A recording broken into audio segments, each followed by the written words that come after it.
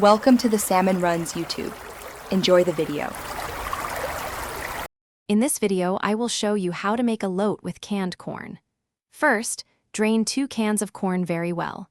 It's important to pat the corn dry with a paper towel. Removing extra moisture helps the corn get a lovely char. This simple preparation makes a big difference in the final texture and flavor of your delicious elote. Now let's get that corn perfectly cooked. Heat 2 tablespoons of oil in a large skillet over medium-high heat. Once hot, add your dried corn in a single layer. Cook it for about 8 to 10 minutes, stirring occasionally. You're looking for those beautiful charred bits, which add a smoky depth to your elote. This step is key for authentic flavor.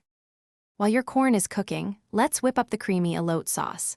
In a bowl, combine 1/4 cup of mayonnaise with 1/4 cup of sour cream. Next, add 2 tablespoons of fresh lime juice and a pinch of chili powder for a little kick. Finally, stir in 1/2 cup of crumbled cottage cheese. This creates the rich, tangy base for your elote. Once your corn is beautifully charred, transfer it to a serving bowl.